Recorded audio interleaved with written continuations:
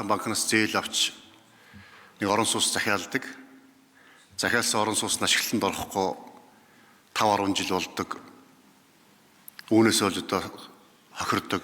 За мөн одоос захиалсан орон сууцыг давхардуулаад бас 5-10 хүнд зэрэгцүүлээ зарчдаг. Үүнээсээ болоод олон мянган иргэд гадуур түрээсийн байранд эсвэл гэр хороололд эсвэл одоо аав ээжийнхээ одоо хажууд амьдарч байгаа. Тэгэхээр энэ асуудлыг бас зэгцлэе. Орон сууцыг давхардуулан зархаас сэргийлье. Орон сууцыг зарах одоо мэдээллийг бүртгэлийг одоо ил тод болгоё гэдэг агуулгаар орж иж байгаа хууль учраас дэмжиж байгаа. Хамгийн гол нь хууль хэрэгжих боломж байна уу? Хэрэгжүүлэхэд тулд юу анхаарах ёстой? Бид алга ташуулаад нэг хууль баталцдаг одоо бүх юм болчлоо гэж бодно. Гэтэл байдал дээр төрийн албаа агч нар бүртгэлийн байгууллагын хуулийг хэрэгжүүлэх гээд эхлэхэд одоо мэдээллийн технологи, програм хангамж, систем, техник тоног төхөөрөмж, хүн хүчгээд одоо энэ бололцоонд байгаа юм. Энийг яаж бий болгох юм бид нар? Тэгэхгүй бол эцэст бид хууль батлаад өглөө засгийн газар холбогдох байгууллага хэрэгжүүлэхгүй байна гэдэг дахиад нөгөө асуудлаа зэгцэлж чадахгүй нөгөө иргэдийн бас хүсэн хүлээлт алга болдог. Эргээд та нарын баталсан хууль чинь амьдрал дээр хэрэгжихгүй байна гэдэг. Ийм юм руу орчих вэ? Тийм болохоор бас цаашдаа орон сууцны залингийн асуудал цэг тавих, барилга, газар, бүртгэл, заас банк санхүүгээд энэ бүх системүүдийн хооронд нэгтгэж уялдуулах, мэдээлэл солилцдог байх, шаардлагатай мэдээлүүд нь ил тод байх, энэ одоос төрийн албаа агч нараас ажиллаа хийх бололцоо боломжийг нь бүрдүүлэх, энэ тал дээр бид яах ёстой вэ? За мөн одоо дээрэс нь нөгөө компаниуд захиалга авчаад компанийн нэрийг өөрчлөөд улсын бүртгэл бүртгүүлээд дахиад компани зараад дахиад одоо өөр нэртэй болоод ингээ хэдэн давхар хохироод алга болдог. Тэгээд тэрийг шийдэх гээд шүүхтэр очиод хэдэн жил шийдэгдэггүй, шүүхний шийдвэр гаргадаг, шийдвэр гүйцэтгэх хэрэгжүүлэх гэж бас хэдэн жил болдог. Энэ хооронд нөгөө төгрөгийн ханш, тэгээ нөгөө иргэнч улам их хохирдог. Нэг иймэрхүү юмнуудыг баталсан хуулиа хэрэгжүүлэхтэй холбоотой бид яг юу хийх ёстой, засгийн газар юунд анхаарах ёстой, улсын хурл бас ямар хууль тогтоомжид өөрчлөлт оруулах ёстой вэ? Энийг давхарт нь шийдээд олон мянган иргэд олон жил хохирч байгаа асуудлыг нэг мөр зэгслэхгүй хуулийн нэг хэсгээр нэг хэсэг асуудал шийдэгдээд цаатал нь хонхон дуурахаар дамран таг гээд ийм юм орчих вэ? Энэ дээр одоо бас ямархуу хуулийг хэрэгжүүлэхтэй холбоотой бид яаж болох вэ? Юу хийж болох вэ? Энэ дээр та нэг хууль санаачдад үр дүнг хуулийн хэрэгжилтийг хангуулах талаар бодсон зүйл төлөвлөсөн зүйлөө хэлэхгүй.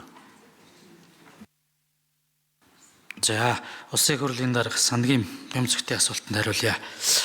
Таныг бас хууль зүйн дотоодоргийн сайдаар ажиллаж байхад бид нар улсын бүртгэлийн багц зүйлийг боловсруулад тэгээд улсын хурлаар дараа нь бас өргөн барьж хилцүүлээд энэ хүрээн дээрээ маш олон мэдээллүүдийг ил тод болгож исэн.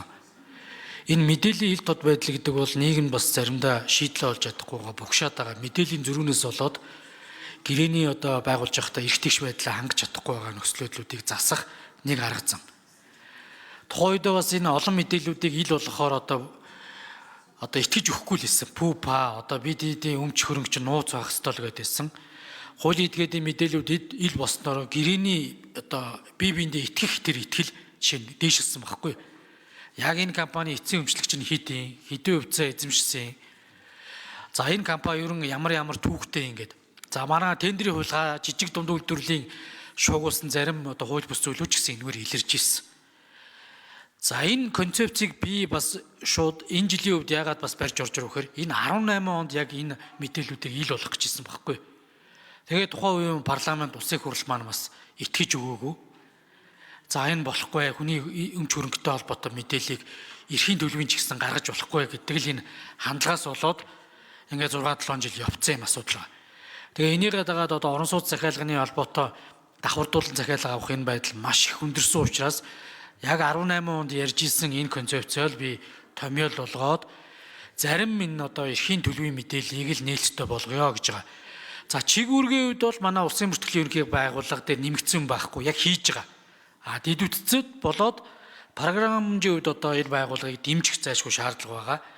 За хуулийн төслүүдийг дагаад хууль хэрэгжүүлэх зарим арга хэмжээний тогтоол байж байгаа.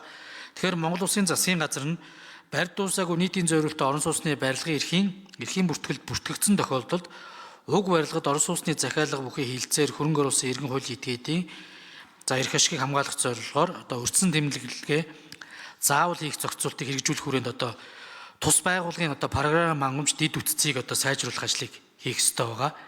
Энэ бол суурь нь бол гарцсан одоо ч маш улсын бүртгэлийн маш олон мэдээллүүдийг ил тод нээлттэй болгоод ийм Монголиод байршуулж байгаа. Энэ хүрээндээ энэ программыг сайжруулад өргөтгөхөд явах бүрэн боломжтой. Шигүүргийн үед нэмэгдээгүй учраас энэ асуудал дээр ямар нэгэн ойлголтын зүрх бол гарахгүй гэж бас ойлгож байгаа. Гол нь бас програм хангамж тэр хатуу зөвлөн дид үтцийг л бүрдүүлэхэд хөрөнгө мөнгө зайлшгүй хэрэгтэй.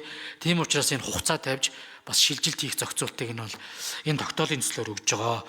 За дээрэс нь нөгөө барилга бас ашиглалтанд орохгүйгаа нэг асуудал маань мөнгөний аваад өөр бизнест оруулахаасаа гадна газрын эрхийн маргаан үүсдэг ч байт юм уу. За эргээд халуун дулаанаар хангадаг зөвшөөрөл нь бас авагдаагүй ч байт юм уу. Ийм зүйлүүдээс болдог. Энэ мэдээллүүдээс ил болгох нийтийн мэдээллийн хуулиар болгож байгаа. Тэгэхээр иргэд маань бас яг дараа нь ерөн улсын комисс ажиллаад ерөн ашиглалтанд орох барилга мөн үү биш үү гэдгийг бас нэгтэлж ялгах энэ бүрэн болцоог нь бас энэ хуулиараас олгож байгаамаа. Тэгээд олон талын ач холбогдол байгаа. Энэ мэдээллийг ил тод нээлттэй болгохын асуудлын суурь нь бол Монгол улсын хэмжээнд бол тавигдсан. Ийм Монголын болон холбогдох хуулийн байгууллагууд төрийн байгууллагуудын мэдээлэл тодорхой дид үтцүүд үүссэн байгаа учраас бас хэрэгжүүлэхэд бол бас цой шин зүйл биш ээ гэж би бас хэлмээр байгаамаа. Тэгээд бас тодорхой хэмжээний хөрөнгө мөнгө хэрэгтэй. За бүртгэлийн байгууллагаас асуучъя. Энэ бүртгэлийн байгууллага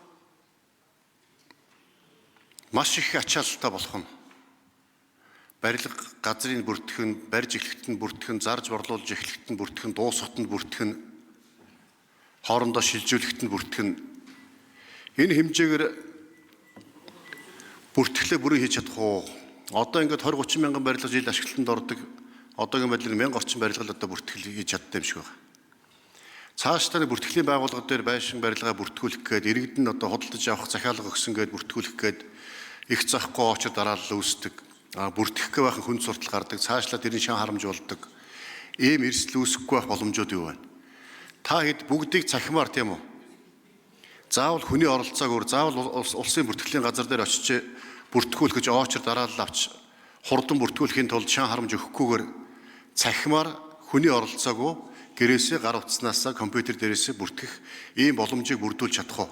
Энэ дээр юу хийж байгаа? Дөрөвдөр микрофон. За ер нь бол төрийн байгууллагуудын оронтой бол цомхогдсон байгаа. 9%-ээр цомхогдсон.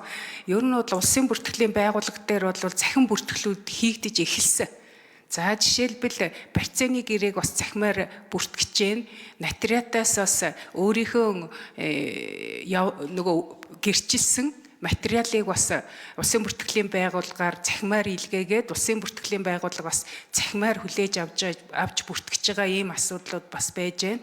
Дээр нь ийм Монголиас гарч байгаа топ 10 үйлчилгээний 3 нь бол бас улсын бүртгэлийн байгууллагын үйлчилгээ байснаас үзэхэд бол улсын бүртгэлийн байгууллагын төрийн үйлчилгээ болон захим бүртгэл дээр бол төрийн байгууллагуудыг бас манлайж ажиллаж байгаа гэдэг нь бол энэ тоо баримтаас бас харагдах байхаа гэж бодож байна. За ер нь бол хэдийгээр захимаар бүртгэл хийж байгаа боловч захим бүртгэл гэхлээр хүмүүс албаа хаагчийн хүний оролцоо байхгүй гэж боддог. Яг бодит байдал дээр бол тэр захимаар ирсэн мэдээллүүдийг боловсруулах, хууль эрх зүйгээ шинжлэх, үйлчлэгээг хүртээмжтэй ажиллах хүрээнд бол хүний нөөц бол байнга орж идэг. Тийм учраас хэрвээ боломжтой бол улсын бүртгэлийн байгууллагт бас хүний нөөцийг нэмэгдүүлэх энэ тал дээр бас боломжтой бол анхаарч өгөөсэй гэж хүсэлт гаргаж байна. За сайн зэрэг хариулъя. Бямцогт дарга маш чухал асуулт асууад байна. Одоо үзэл баримтлаг концепцэн за зөв байгаа баталчдаг хэрэгжихгүй гэдэг. Тэгэхээр ерөн зүгээр мэдээж энэ бүртгэлийн байгууллагын үйл ажиллагаа бид нар маш сайжруулад явж байгаа. Одоо энэ цахимжилтын 2 дугаар үе шатыг л улсын бүртгэл дээр хиймээр байгаамаа. Өөрөөр хэлэх юм бол энэ мэдээллийг боловсруулалтыг хийх энэ програм хэмжээний шинжилгээг сайн хийж өгөх асуудал байна. Одоо болохоор цаасан суурьтай байсан тэр зүйлүүдийг сканердэж оруулаад бид шилжчихсэн.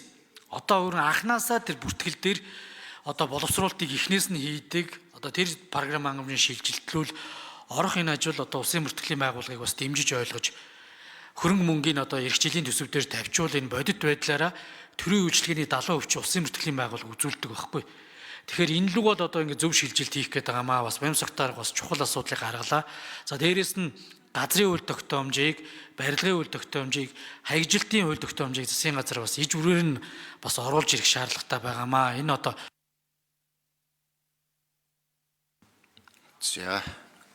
За гишүүд асуулт асууж хариулт авч дууслаа. Саяны асуудлыг хэлэлцэж явах хэвээр анхаарал явъя тийм ээ. За одоо хууль тогтоолын төслүүдийн талаар байнгын гаргасан санал дүгнэлтийг дэмжсэн эсрэг байр суурьтай гишүүд үг гэлнэ үү?